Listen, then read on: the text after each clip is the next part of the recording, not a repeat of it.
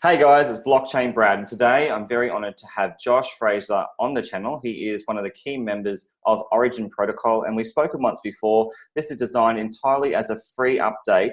Thanks, Josh, for your time. I really appreciate learning more about what you're up to.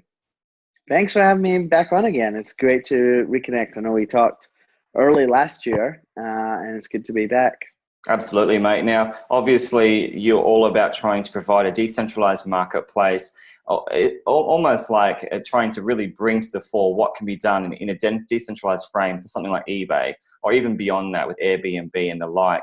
Tell us exactly, what's been happening lately with regard to Origin Protocol, and really what you stand for, Josh. Yeah, so since we last talked, we made a ton of progress. One of the biggest areas we've made progress is on our team. We've hired one of the most stacked teams in all of crypto. So my co-founder, Matt, was an early employee at YouTube, as you may remember. I remember. He was third product manager there and 25th employee. And so when he was at YouTube, he worked alongside these amazing engineers there. One of them was Yupan, who was the first engineer hired at YouTube. And he also was one of the 6 guys who started PayPal back in the day. Wow. So since we last talked, Yupan came and joined us on the team. So after that, we were able to bring on a lot of his friends, other people who were in the first 10 employees at YouTube and at PayPal. And so we brought over a bunch of these super senior engineers with this incredible experience of scaling companies to tens of millions of users. So we're really lucky in that front. We brought on Kun, who was not only at PayPal and YouTube, but also head of engineering at Dropbox for a while. So we just have some incredible talent. We've also successfully launched on mainnet. So we were pushing for that last time we talked on working on a product. Yes, I noticed the advertising. I think, was it October that you released the mainnet? Yeah, we went to mainnet on October. And so since then, just trying to get people to check that out. For your viewers who want to see that, it's live. You can go to our website, originprotocol.com. We'll kick you over to the DApp and let you try that out. But whole idea is being able to buy and sell with other people without any intermediary at all. Being Absolutely. able to directly connect with other people. You can cut out that middleman altogether. Right. Well, let's talk about that a bit more. And I do apologize for not addressing this early. Normally, I like to allow the audience who perhaps don't know about Origin to really get an insight into what you stand for. So let's harp back again to the marketplace, Josh. Why the marketplace? Why decentralized? Why do we need it? What's the benefit? Yeah, there's 4 big reasons why we think this is important and meaningful for the world. The first is really obvious. We can cut out the fees that centralized marketplaces collect. So Uber, Airbnb, all these companies are great. We've all changed our lives. We use them on a regular basis. But they take 20 and 30% out of every single transaction. And when you look at a lot of these marketplaces, the primary service they're providing is just an introduction between a buyer and a seller. And what we believe is that we can use the blockchain as that digital town square for buyers and sellers to find each other. We can cut out those fees altogether, and both the buyer and the seller can get a better deal by cutting out the middleman. Right. Secondly, we've seen the single point of failure that happens when you have a centralized company sitting in between all your transactions. We've seen the impact of this in cities like Tokyo, where 40,000 listings disappeared from Airbnb overnight because of new regulations that were passed by the government. Similar thing happened even here in San Francisco, Airbnb's home city. Thousands of listings disappeared overnight due to new laws and regulations that were put in place. Same things happened with Uber, which is banned in London, Vancouver, is banned in Austin, Texas for a while. Cities all over the world have been restricting this and banning these services. And there's countless more examples of restricted goods and services all over the place. And so while we can't change the local laws, we can remove that single point of failure where it's impossible to come in and shut down that many sellers at one fell swoop. I see. Well, let's talk about that, though, in the context of top-down control, though, Josh. because obviously there is, as you've alluded to with the evidence in Vancouver and in London, the governments in power can actually enact, legislation or make a decree that certain parties and certain businesses cannot operate in those regions. Are you concerned at all about that kind of top-down pressure? So I think but certainly we encourage our users to respect our local laws, and those laws are certainly there for a reason. Our view on it is we want to maximize personal liberty as much as possible. And so we want to empower individuals to make their own decisions, and to be able to, sometimes I think part of what we realize is a lot of times the government regulations sometimes lag behind innovation. And sometimes the role of the innovators is to sort of push the boundaries a little bit. And sometimes the laws and regulations are a little slow in catching up. Sure, I think that's a really good response. But what about enterprise in that sense, Josh? Obviously, with innovation comes enterprise interest. Are you also engaging in that domain aside from the grassroots movement that you're creating for the users and the people? Are you going to work with businesses, that can interact in this marketplace? Yeah. So first and foremost, we're developers. We're writing software. We're not trying to run these marketplaces ourselves per se. We're trying to create the tools for other people to create them. Right. You can think of it a little bit like we're trying to create this protocol to democratize all of these marketplaces.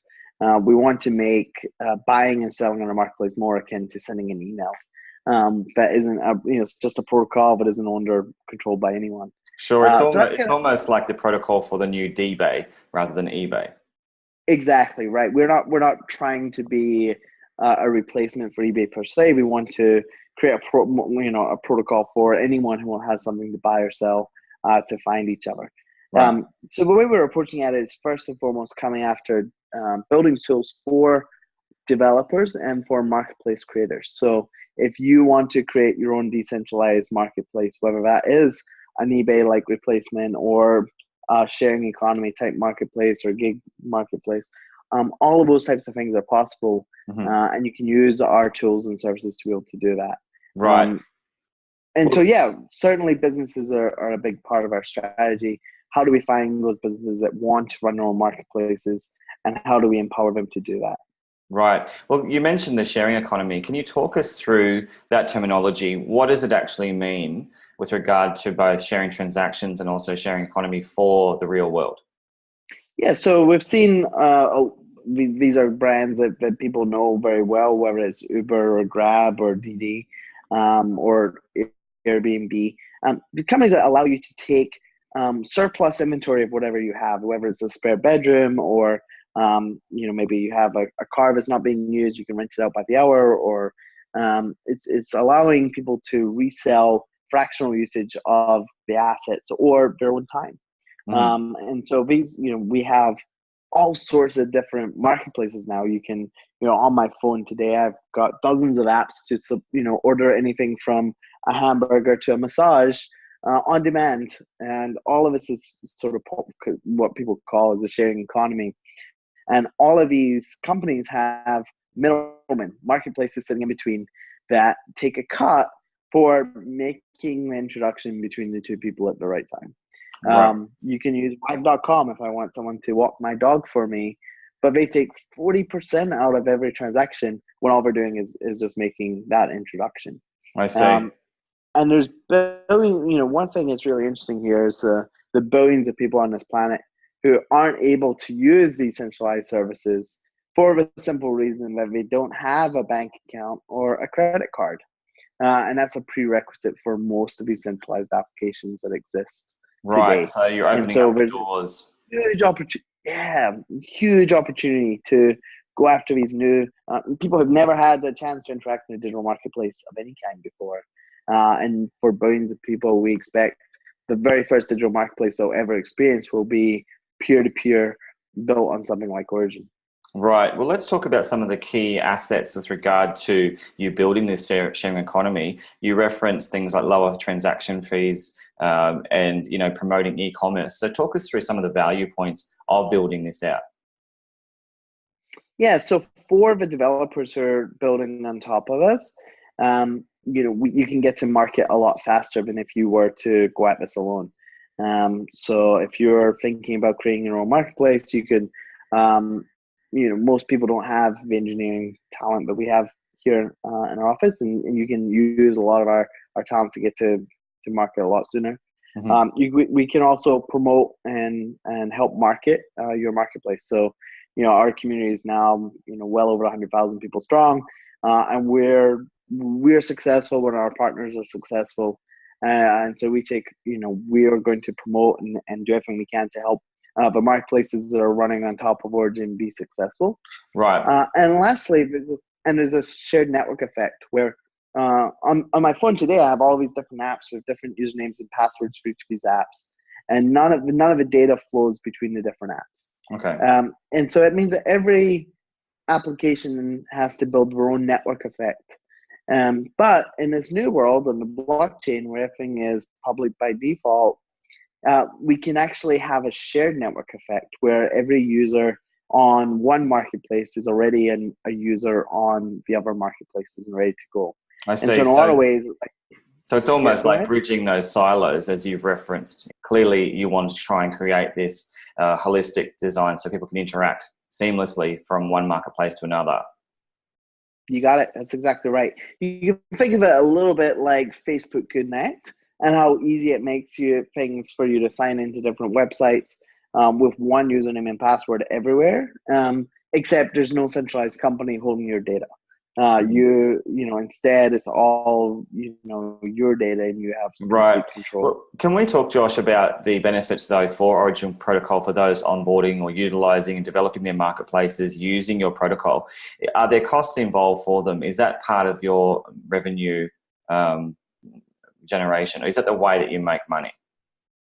So we haven't focused or prioritized the revenue for the company at all to date. And I'm thinking maybe this is just a Silicon Valley attitude towards us, but first and foremost, we're focused on solving real problems for real people. And we really believe that if we are successful in even 1% of our mission, there'll be plenty of financial upside for us along the way. Okay. So first and foremost, we're focusing on can we build something that is going to improve the lives for millions of people? If we don't do that, then we're never going to make money anyway. So we might as well focus on that first. We are, however, we have plenty of ideas on what we can do. There's plenty of multi-billion-dollar companies that are open source that make money in various ways, often services or support or other add-ons like that.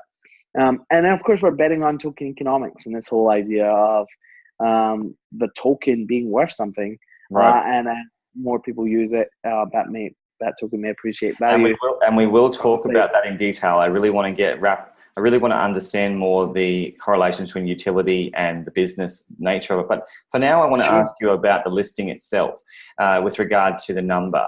So already, you've got the mainnet operational since October. You've been known in the space for some time.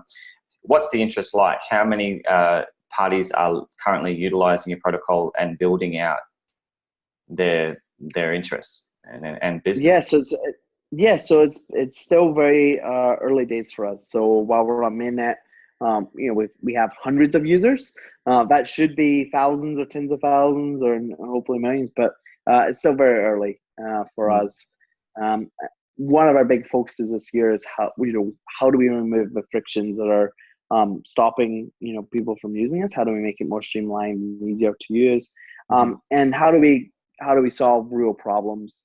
What are the real pain points that we can address with a decentralized marketplace that isn't solved with the existing centralized marketplaces today? Right. And Josh, why do you think it hasn't been more rapid, this adoption of something like you? Is it arguably because many of the people involved in, typical business operations don't really know the narrative of decentralization versus decentralization? Is it because the actual protocols themselves aren't really visible to the average person? What's the reasoning behind why there's a slow and steady approach to adoption of something like Origin Protocol? Yeah, I think there's a lot of reasons, some of which are in our control and some of which are more macro. Mhm. I think in general, this technology is still really nascent. It's really early. There's a lot of user friction on how you acquire cryptocurrency to begin with. A lot of understanding and education needs to happen on, how to safely store your private keys and what that even means. There's a lot of new paradigms that users have to understand before we can even get started. There's a little bit tooling around it is very immature. We're asking our users to, use MetaMask to perform transactions and to sign blobs of text that they might not understand what that is or why we're doing it. And so there's a huge sort of hurdle there of how do we make this so that we can, make this usable for millions of people around the world, right? Right. And so there's multiple things that have to happen. Some of it is a shared effort with other projects in the space that are also working to, we've got lots of exchanges which are working to, ease the on-ramps and making it easier to purchase cryptocurrency. We have other people helping with the education around this stuff. But some of it's a shared task, and some of it is, up to us to always be, out there and Absolutely. telling the world about why this matters and why this is important and meaningful for the world. Sure. And Josh, thanks for that explanation. Let's talk about, though, the token itself. I was going to leave this to later, but we are almost discussing it now. Now, you have a utility token by design. I want to talk about your response to how you can explain to the people that your utility token from the outset is a utility, given that most of them function as securities. Most people jump in and they invest because they want to see some sort of growth in that value because of the work that you do, follows along the Howey test. Now, clearly, as you move out, you want it to be that genuine utility.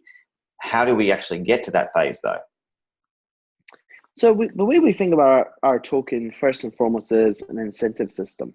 This was a lesson of Bitcoin in the beginning. Is really a lesson of incentives and how you design the right incentives and how incentives drive behavior. And that's what we've seen carried out with Bitcoin and Ethereum and all of these successful blockchains. For us, the question is what are the incentives that we want on our marketplace, and how can we use them to drive the behaviors and the outcomes that we want?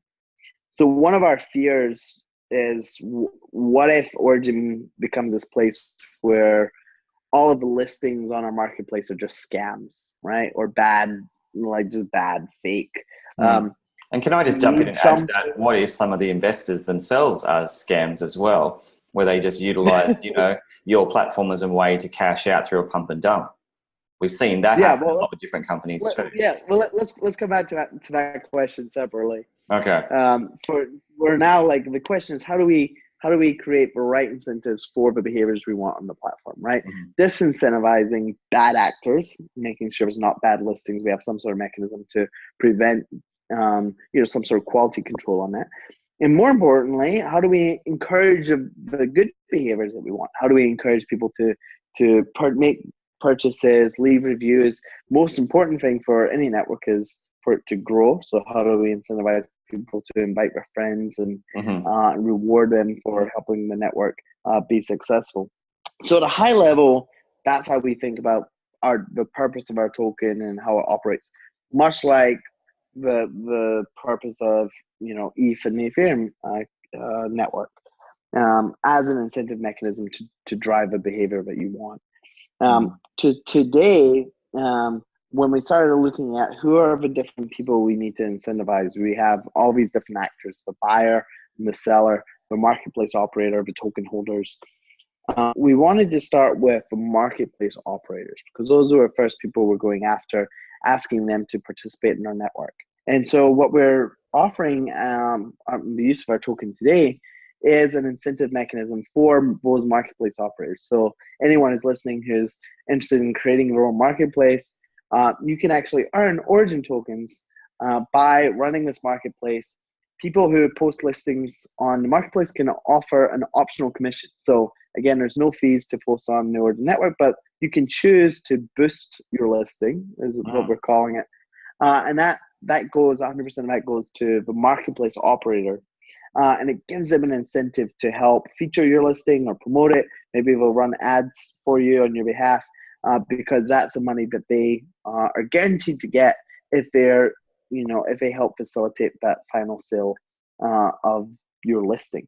So this is a very sort of tried and true business model. Sort of affiliate model is very sort of well understood. But it also is like really important for us to have some incentive to the people we're asking to spin up these marketplaces.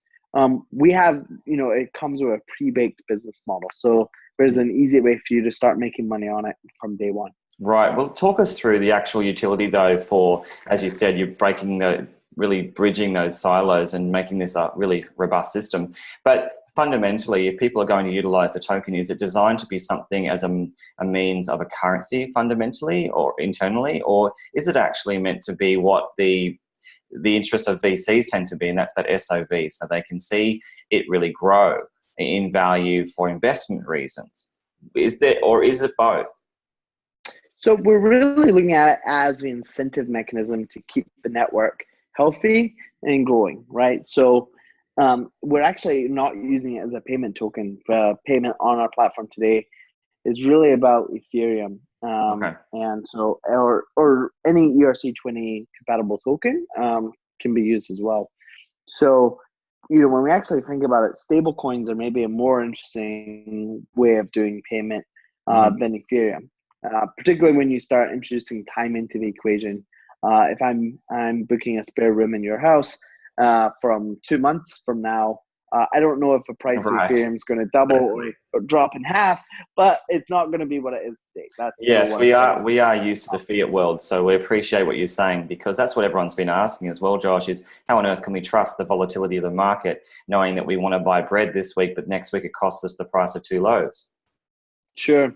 And we're seeing this right now on our platform with people who posted listings, a few months ago, and now everything's on sale at quite a steep discount. And so obviously, that's problematic for some of our sellers who weren't, planning to, sort of account for that. Sure. So incentivization is the buzzword for the value of your utility, which makes a lot of sense. Now let's hark back to your platform and unpack some of the value points and the features. You are an end-to-end design. Talk us through things like your log management, your dashboarding, your alerting, your application performance, your monitoring. Why are these features important to design? So we're focusing, most of our deliverables are really just JavaScript that runs in a browser. And so we don't have a lot of the, our stack is a truly decentralized stack. We don't have a lot of the stuff that you would have in a more traditional type application. And that is important because it gives you that decentralization. So we give you a JavaScript library, which is talking directly to the blockchain and is fetching the content it needs directly from IPFS. And so that means that we're not sitting in between on those transactions. We're not the single point of failure. You're talking directly to the blockchain, right? So shutting down, we're giving you a marketplace that no one, including us, can shut down. Sure. And so that's really interesting from a censorship resistance type perspective. Sure. Now, what about with things like KYC, AML? I'm hearing the narrative from you that's reminiscent of BTC in the sense of immutability and transparency, but what about means of identity and identification and record keeping? Yeah, so identity is such an important aspect for a lot of the things that we want to build at Origin. You have to have a solid foundation of identity. Because how else are you going to have that trust for transacting with anonymous strangers on the internet? Exactly. If you have a solid foundation of identity, a lot of other things really rely on that, whether it's messaging or arbitration or say a jury system or insurance.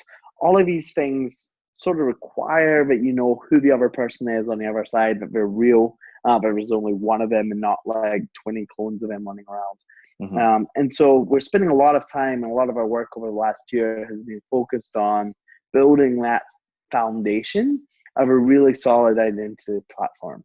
And the way we're doing it is in a decentralized way where you can have attestations from trusted third parties who can verify different pieces of information for you, whether that's your driver's license, your phone number, your email address.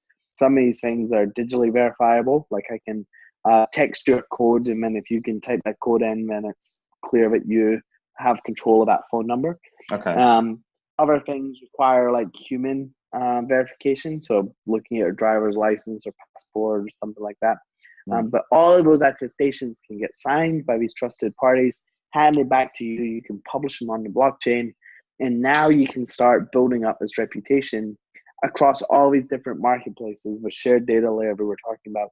Now you've got that reputation that can be built up across all these different platforms, and now you have a much better understanding of who this person is and whether you can trust them in this particular instance, in this transaction that you're a part of. Right. And what about the aspect of choice as well, Josh? What kind of choice does the user have to interact in this way? I mean, I was talking to you pre-interview about certain protocols coming forth where they really are bringing the choice of how private you really want to be. In your design, is there choice inbound in how much I divulge? Yeah, for sure. So you have a couple of choices. One, you can remain just anonymous. You can just be 0x123, whatever. Like you can be just known by your Ethereum wallet. And there's nothing at the protocol layer that says you need to ever divulge more than that. Mm-hmm. The question is, will other buyers and sellers in the ecosystem accept that? And maybe they will, right? Maybe they're willing to interact with anonymous entities. That's up to them, right? So that's their choice on whether to interact with you. Maybe you reveal some of your identity to them in an offline means that makes them feel more comfortable. Right. But Josh, I just want to jump in. You can also have multiple. Yeah, sure. Sorry, I just want to jump in there and ask you, what your thoughts are, given what you're saying about the Silk Road, because that would have certainly laid a foundation of a very different typology, something that I would imagine you're moving away from or running from. But, certainly the agenda was there to be ultra private, to be, entirely anonymous actually. So what are your thoughts on that? Because, the gearing there was to not so much give people choice, but to ensure privacy. Yeah. So I think we're, there's a little bit of, what's funny here is that everything is so public, right? All of these transactions are, we keep talking about blockchains as this solution for privacy. And there's some truth to that and some component of that, but also like every transaction I've ever made on the blockchain is public, right? People can see what I've been up to and what I've been doing. Right. That's not true with my bank account, right? You don't know what I've been buying on my bank account, but you probably figure out my Ethereum wallet and see what I've been up to there. So I think that's quite interesting. I think what we're really pushing for is having this identity layer be really the foundation. Mm-hmm. And I think what we've seen on the internet by and large is that people are much better behaved when they're acting under their own names and not pseudonyms. And so I think a lot of problems can be avoided just by having that really rock solid identity layer that makes a lot of stuff really traceable and also makes people feel really careful about what they're doing. Sure. But we're not, certainly not trying to, create any, go after any particular verticals that would get us in trouble with the government. We're US based company and certainly are trying our best to respect all the laws and regulations here. Right. But we are, from a philosophical standpoint, we want to maximize personal liberty as much as possible. And we're just building tools. We're just developers writing tools to enable people to transact directly without any middleman. Right. So let me get this straight. Essentially, you are going to enfranchise the prospects of you're going to establish an identity layer. You're going to make it so that it is seamless and people can ideally try and identify the buyer and the seller so that things can happen, from A to B without that point of without the middleman trying to get in the way, or those intermediaries trying to be expensive and just in many ways obsolete. So if you're doing that, what I did want to ask you is, where does the decentralization come in, if that's possible? And also, you know, considering that we've already seen things like eBay do the decentralized thing, is the idea that you're going to, as a team, relax and let this just flourish in an organic way at some point so that it can be authentically decentralized? Or how is it going to actually be truly decentralized? So yeah, so you know, our deliverable to the world is just open source software that we're writing. How people use that remains to be seen. But that's our gift and contribution to the world. And it's decentralized in that when you're using that software, it's talking not to our servers, it's talking to the blockchain, it's talking to IPFS, and you can publish what you want there. Mm-hmm.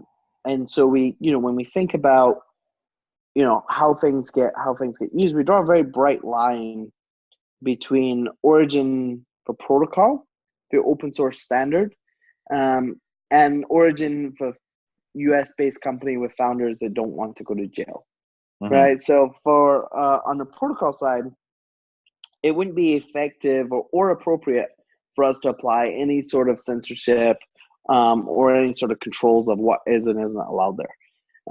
Just like SMTP, the protocol for email, doesn't have anything that stops you from coordinating a hit on someone, right?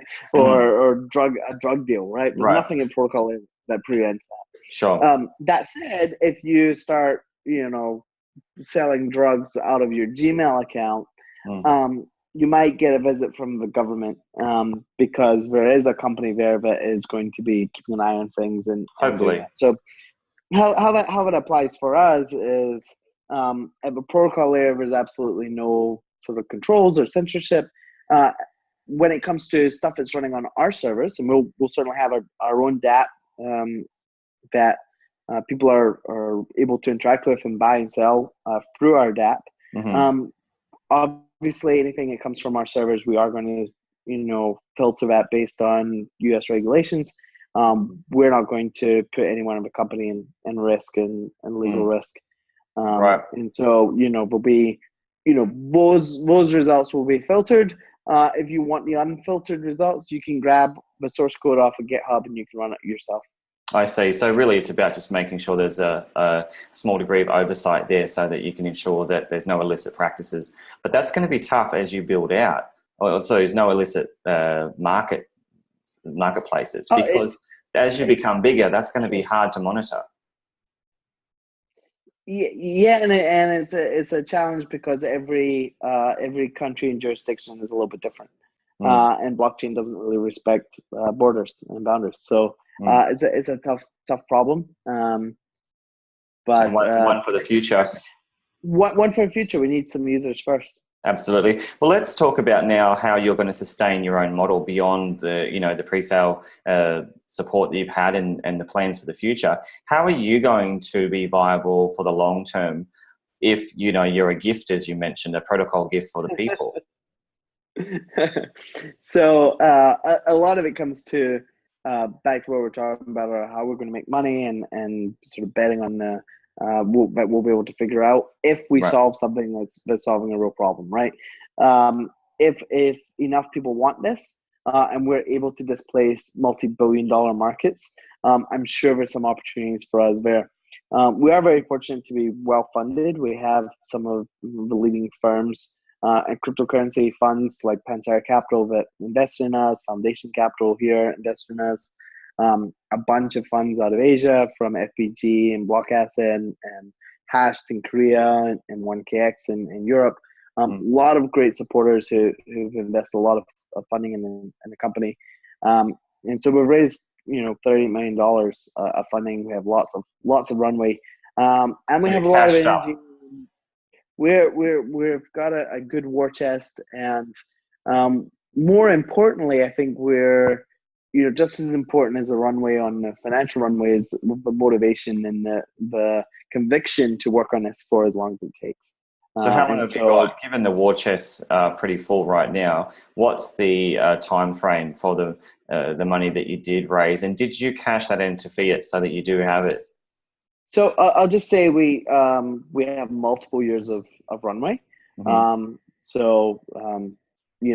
We have some exposure to crypto, but we were fortunate to have a large war chest of fiat as well.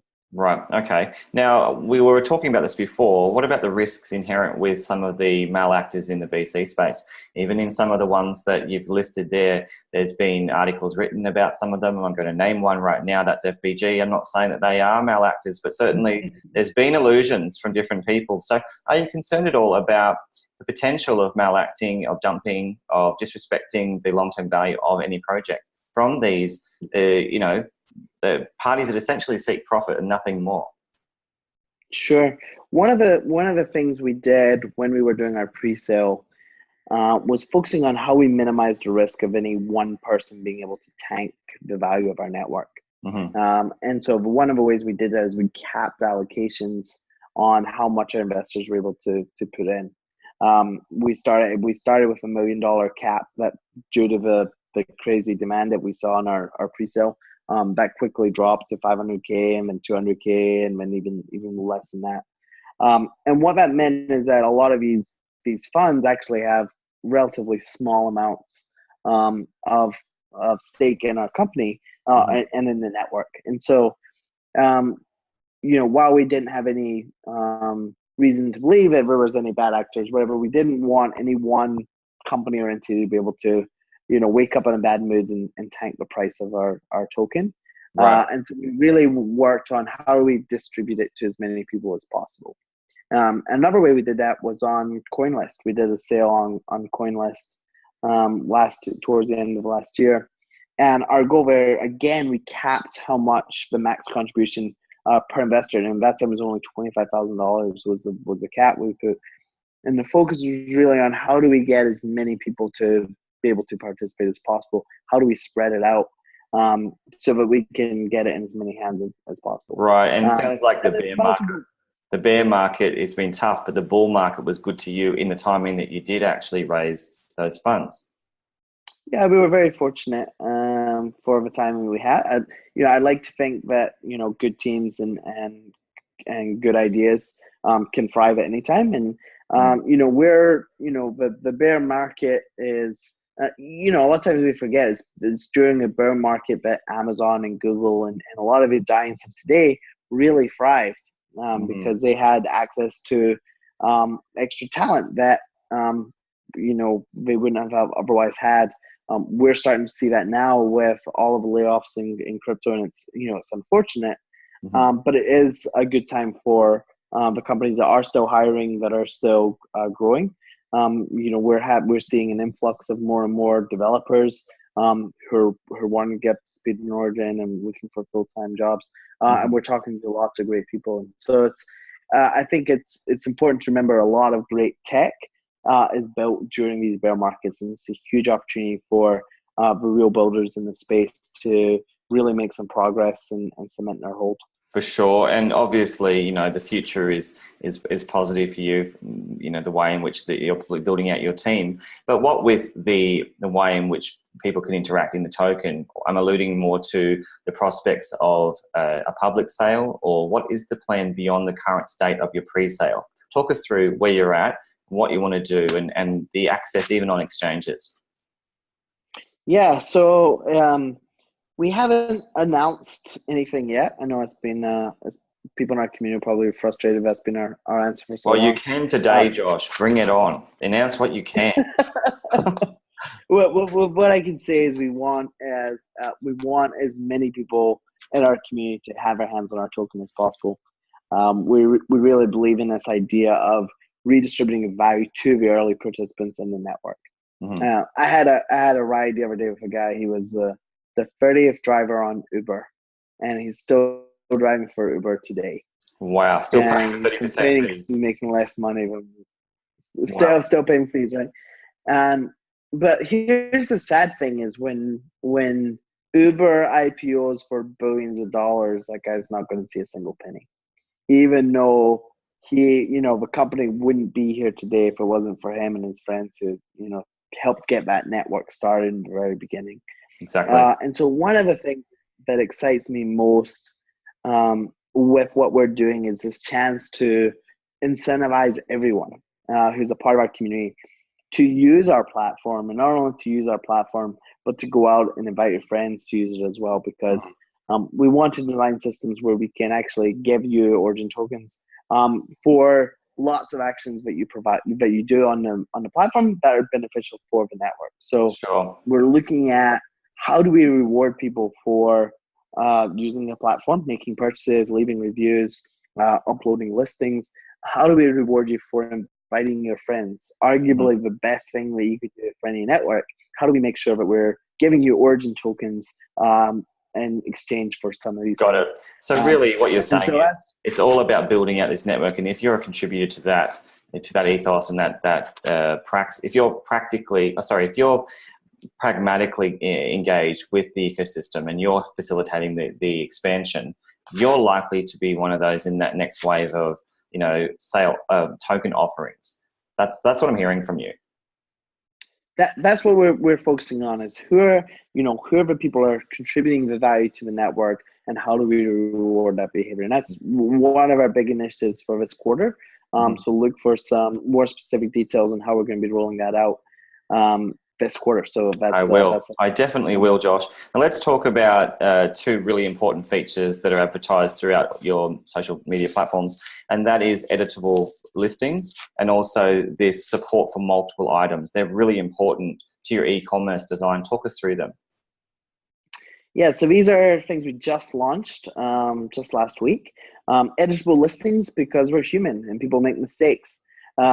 Interesting thing to build, because everything on the blockchain is immutable, right? So, the whole idea of how do you make it editable. So you have multiple versions, and it gets more complicated once you have to have an arbitrator come in and weigh in on a decision. You need to know what the listing looked like at the time of the purchase, not what it was edited to 5 minutes after the purchase. So there's a few little things that are really tricky to think about there. And then, of course, multi-unit is important if you want to run any sort of e-commerce type application. So now, instead of just selling a single unit item, you can say, I want to sell 10 pairs of shoes. And the blockchain will actually keep track of how many shoes are still available, and you can actually do inventory on the blockchain. And so we're doing, we're using event sourcing for that, which is a really cool way of doing it in a very efficient way of calculating how many units are still available. So in a lot of ways, these are sort of simple features, things that arguably we should have had a long time ago, but they unlock this new capabilities that are really important for people who want to run e-commerce stores, and just helps solve some of these pain points that were there on using our marketplace app. Right. And what's the feedback been like with Josh, with the interface itself? How user-friendly is it for people to interact? Because that's going to be really important when people jump on to try and interact with the Origin protocol and the marketplace, more to the point. How seamless is it for them and stress-free? Sure. So, I think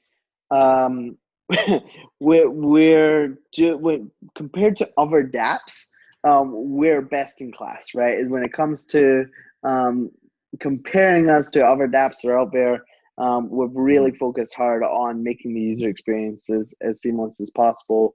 There's a lot of great work that our team has done on the product and thinking through the paradigms of how do you communicate all these challenges on the blockchain, and explaining to people that, your transaction is still finalizing on the blockchain, and, there's certain number, how many confirmations have been, like, these are all new concepts to throw at people.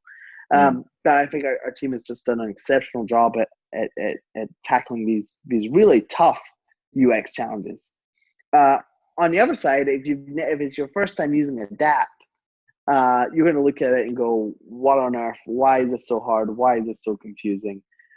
We still have a lot of work cut out for us to make it as seamless and easy to use as the applications that we're all used to using every day that are run by centralized providers. Right. Okay. And so we're, this is just the beginning for us. We have a lot of work ahead of us, but we're pumped up and looking forward to continuing to do our best. Right. Well, that's really cool. And with regard to that, let's talk security for a moment. One of the things Sure. that people have been talking about when they discuss Origin Protocol is the ERC 725. Now, talk us through what exactly that standard's all about. Why is it there and what's it for? So ERC 725 is identity standards proposed by Fabian Pasteller, who was creator of the ERC 20 standard, which we all know and love. He was also creator of Web3.js and then this browser. He's currently working with the Ethereum project, so very, very well-known guy in the community. Last November, big deal, put out a proposal last November for how to do identity on the blockchain. But no one had actually built a working implementation of it. And one of our contributors, Nick, looked at it and said, oh, this could be useful for Origin, and actually built the first working implementation of the ERC 725 standard.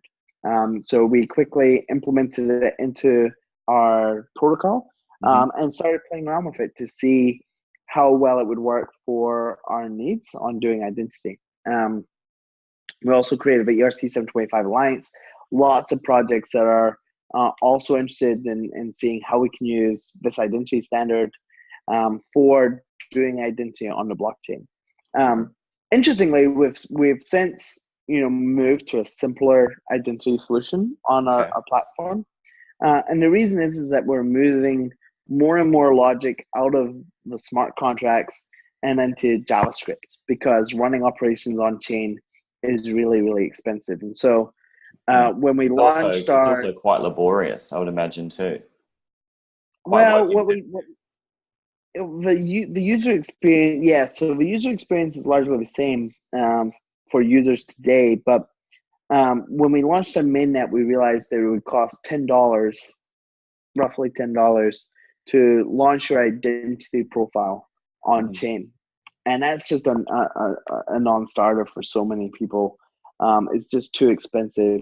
And so what we realize is a lot of great stuff that ERC 725 provides, particularly around on-chain validation of claims. But that's something that we can actually do in JavaScript now. We don't need to do it on-chain because a lot of our other logic is all our integrity checks are done in JavaScript instead of on-chain for efficiency. And so we've since moved to a much lighter identity standard that we came up with ourselves. And then instead of $10 per identity contract, it costs a penny or two. Right.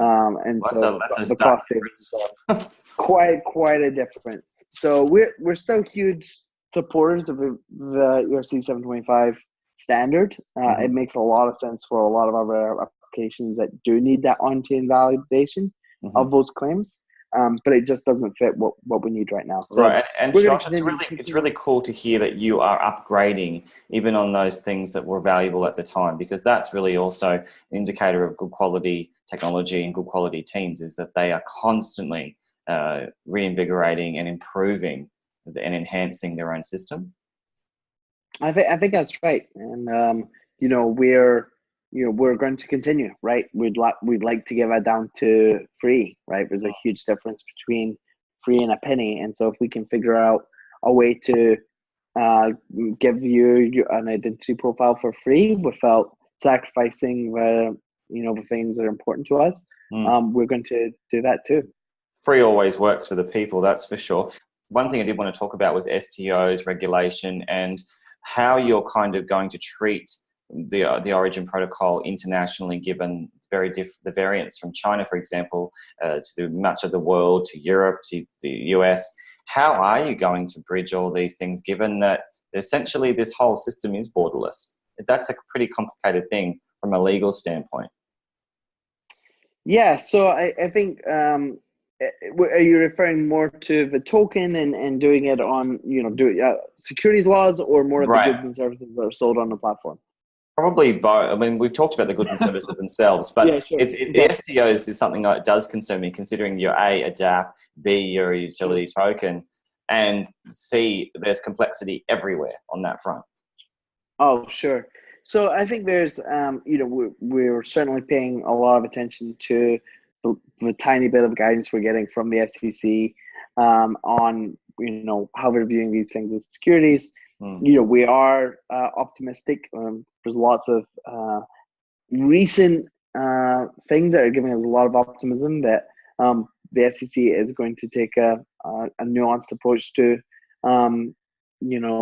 tokens. And I think one of the things that was really encouraging was seeing them say you can start out as a security and you can become decentralized enough to be not a security. I'm glad you mentioned that, because I don't think there's enough discussion about the CFTC, which really is where we should be talking, because they're the ones who represent the commodities.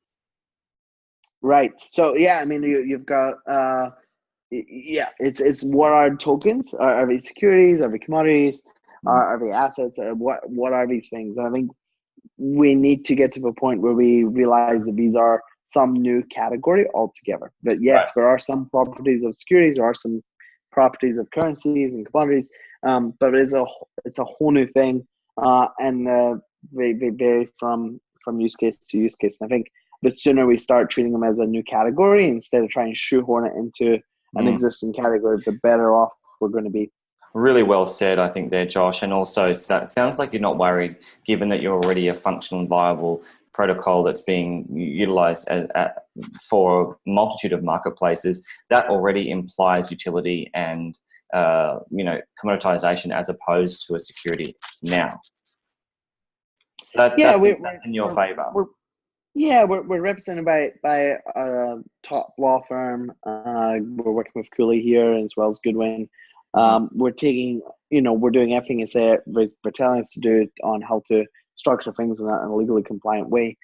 And I think as a team, we're really focused on, we don't want to take unnecessary risk. We want to, we're quite conservative in how we approach this stuff, and we're very careful because, we want to do things in the right way. There's some uncertainty for sure, but that's what makes it fun. We're in a, that's pretty common when you're on a bleeding edge. Sometimes, it takes a while for laws and regulations to catch up. Absolutely. On the utility side, I think we're building far more technology, even more usage and more decentralized usage than most other companies out there. And so for that, we're quite grateful. Right. Now, obviously, it's reasonably experimental given it's so nascent. And you've mentioned some of the progress you've made technologically, some of the things that are onboarding now. But what's the plan for the next step with regard to, moving beyond into this space of expansion, developing the technology, the network itself? What's the one thing that makes you excited, perhaps, for 2019? The big focus for us is on adoption. How do we get more users? And a lot of that is listening to the users we have, getting some of these new features out there. We've got some real exciting stuff coming in next week, couple weeks and months, but we're going to be launching the market. We're going to be putting a marketplace in the hands of a lot more people, and we're going to be listening to their feedback and iterating. We take a different approach from a lot of projects that like to sort of get everything perfect and then ship something. That's not how software is made in the real world. Instead, it's an iterative process. You ship regularly, you ship often, you listen to feedback, and you iterate from there. Got it. Josh, I need to jump in because something you said has piqued my interest for the people. How are you going to do this, Josh? You alluded to it going into the hands of a lot more people, and you stressed that. Talk us through. Are you going to be partnering with platforms that have a huge reach? Potentially, that's certainly something that we're excited for. I think a lot of it starts with the grassroots efforts of people who are really understand why decentralization matters, why it's interesting for their marketplaces. We're not planning to partner with Uber or Airbnb on day one. That the Ethereum network can't even handle that much traffic for that matter. But instead, we are certainly open to doing some pilots with some big companies, and we're already in discussions with a lot of big companies who are interested in learning more about this technology, want to do some pilots, want to understand how blockchain can impact their Got it. business. And who knows, And some Josh, could be. sorry to interrupt again, but what about moving beyond Ethereum as well if you need to? Are you willing to do that? If it's going to increase the capacity of your own dApp? Sure. So we get, this is probably the most common question we get, which is, why are you not building on blank, fill in the name of your favorite alternative chain? And the answer I give is always this, is that Ethereum's community is second to none. And if you look at the transactions per second on Ethereum, yes, it's not nearly adequate for trying to build like an Uber or an Airbnb or something like the volume that they're doing. But with the exception of a couple days of CryptoKitty madness and a couple hot ICOs, we haven't fully saturated the available TPS of the Ethereum network today. And so first and foremost, we have to get there, right? We have to, until none of this matters until we have actual users. Once we have thousands of users who are clamoring to use this thing and are complaining that it's slow, that is a time for us to start thinking about where we go, alternate ways to speed things up and optimize things. Sure. Until then, I think we're focusing on the wrong problem. Everyone's talking about how do we get 10 million transactions per second. Doesn't matter until we have the users, until there's user demand there. None of that is even relevant. Sure, but I ask you this because perhaps it does in one sense that yes, users is paramount. But what if there are problems inherent with Ethereum in the future? Perhaps that's the direction of some of these concerns are going. Are you opening up the opportunity for onboarding on other platforms, on other EVMs or virtual machines if you need to? Yeah. One of the promising things is that most of these alternate chains are compatible with the Ethereum EVM. And what that means is if and when we have a reason to switch to an alternate chain, it's quite likely quite easy to do that. And actually, we've seen prototypes from a lot of these alternate chains that are trying to convince us to switch over, running the Origin dApp as a prototype, as their sort of test suite to show how well it works. And so, yeah, we're able and willing to switch to alternate chains if something else is able to get that user adoption and get that, make more progress. One of the nice things about being sort of this meta layer is that the developers who are building on top of us won't necessarily need to worry about the ins and outs of what changed underneath. Right. So as long as they're coding to Origin's libraries, we could potentially swap out the entire chain, but everything else would remain exactly the same for them. Sure. And really what I'm hearing from you is that typical dev response, and that is that Ethereum for you is a computer. Fundamentally, that has that computational capacity is paramount to its price. Whereas, in the crypto space, we hear more of the concern of the price and the decrease, but that's also arguably related to a lot of the ICO bubble and, the changes that happened in that time. So really the computational value is still there for Ethereum, arguably. Yeah, and there's always trade-offs between the decentralization and the performance and the security of it. So there's reasonable trade-offs to be made there. But I think what's happening a lot of when I'm hearing pitches from alternate blockchains is they're not being honest about the trade-offs that are being made. They're saying, oh, you can be just as fast or you can be just as secure as Ethereum, but I'm 1,000 times faster. And I haven't heard a case that's really that compelling yet. Usually there's trade-offs, and a lot of times there are reasonable trade-offs to be made where maybe you don't need the security of tens of thousands of nodes verifying a transaction for you to be safe, right? Maybe a couple hundred would be enough. And so there's very reasonable trade-offs to be made there. And so, we're open to moving to other chains, and, we're rooting for all of these people who are working on these other technologies, even though we're sort of ignoring them and focusing on user adoption first and foremost. We do support their efforts, and we're excited by the work that we're doing. We do think it's really important. Right, I hear what you're saying. So you're reasonably objective with regard to the prospects in the future, but you are a fan of what you would argue is the best underlying platform, that is Ethereum for you. Now, let's talk stablecoin for a moment. You alluded to this before. What's the plan for the future in how you are going to engage? My understanding is you currently are engaging with one.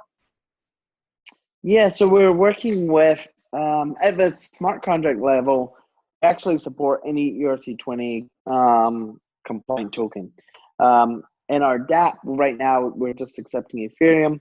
We're planning on rolling out, support in our UI for stable coins this year. So probably first half of this year, you'll start seeing some more announcements around that. Lots to figure out on which stable coins we should support. Should we support all of them? Should we, lots of challenges from a usability standpoint of, do you give users an array of 50 different stable coins and you can choose?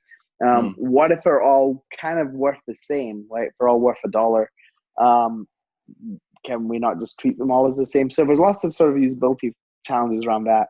But it's, we're convinced that stable coins are important for for marketplaces, and there's a lot of people who are probably not transacting on marketplaces today because they don't want to take on that currency risk.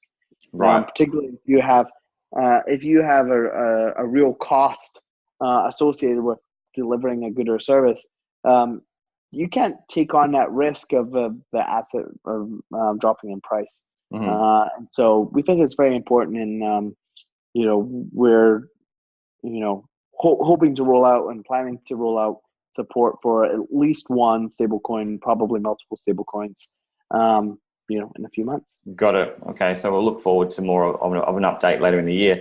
What about the partnerships, though, that you've advertised? I've had a look at them. You've got a suite of them. I won't mention them all, but some of them haven't done so well for themselves. I wanted to find out, what's that reciprocal relationship with these business partners that you've engaged with? What was the point of them? So, it's a shame that a lot of, some projects made it, some didn't. I think it's very true of startups in general, and probably even more true in the crypto space, given the hype and the craze we saw last year. Despite the ones that maybe not done so well, we are still really optimistic about some of them that are continuing to make good progress, some of them more quietly. And there's also new people who maybe haven't been announced but are now in conversations. I think the way we're thinking about partnerships has shifted quite a bit from, before it was, hey, sign this partnership agreement. We'll put, it was a letter of intent to build on our technology, and it was a co-marketing agreement of, hey, we'll promote you, you promote us. Right. Today, it's all about how do we actually use this technology? How do we actually get users and adoption, right? So it's really good to hear you say that, Josh, because I'm just going to be really frank. A lot of it was just bullshit. A lot of it was that I saw was, as you alluded to there, is some companies just trying to prop up their own value by having these very vacuous or very superficial partnerships when they really weren't doing anything with them. So that's why I did ask this. It sounds like, again, that gearing you are really focused on is usership. And so harping back to that question, are these partnerships that you forged, were they real? Was there value and meat in what you were both trying to do reciprocally? I think it's a mixed bag, right? I think there's certainly some that have continued to develop and make good progress. Others have gone in a different direction, and some we're still very excited and bullish about. So I think it's a mixed bag, and I think that's to be expected. I think it's just about where we're focused now. Signing a letter of intent. Thankfully, we're past that, right? We can actually say, don't sign a letter of intent. Actually install this thing. Actually promote this thing. Actually use this thing. And that's a much better place to be. I think what we saw last year, this whole craze of raising millions of dollars on a white paper, that's the wrong approach. That's not how great companies are built. No. You actually write software. You actually get users. You actually solve problems for real people. And so I'm more excited about the space than ever. And I think it's a lot of this correction is actually really healthy because a lot of the behavior so it just didn't make a lot of sense to be honest. Absolutely. So clearly there's a really positive projection for you and your team in the way in which you envisage the potential of this in the next few years. What's the last thing you want to add to all these discussions that we've had? Is there anything you wanted to do, address to the community? Was there anything we perhaps missed, Josh, that you really want to bring to the fore? So the one big ask if everyone is watching is go check out the DApp. Go see what the future is going to be like. How you can buy and sell. If you have anything that you can put up for sale on any type of marketplace, if you want to create your own marketplace, or if you want to see what's available to buy, there's some really unique items for sale on our DApp that you can't buy anywhere else. And so big ask is go check it out and experience the future for yourself. Absolutely. You've heard it from Josh Fraser, one of the key members of the team. There's even merchandise, I've seen that, of the Origin Protocols team. I mean, you can see Josh has been wearing some of it there, but there's a lot to be said about the potential for marketplaces of the future. It's all about trying to change the game, change the frame of thinking for how we've seen marketplaces traditionally be centralized for a great, for millennia, really, not just in this age we've seen with Google and Facebook emerge. So Josh, thank you for trying to lead a protocol that's trying to do something different, change the narrative and really build this out, not just this year, but it's a long-term game for you. You've got the money, you've explained that you're ready to go with the team to really focus on adoption. Let's see what you can do this year and we'll talk hopefully the next few months again. Sounds good. Looking forward to it. And thank you for your support, Brad. It's really great to catch up. Likewise, mate. Thank you very much for your time. We'll talk soon. Take care.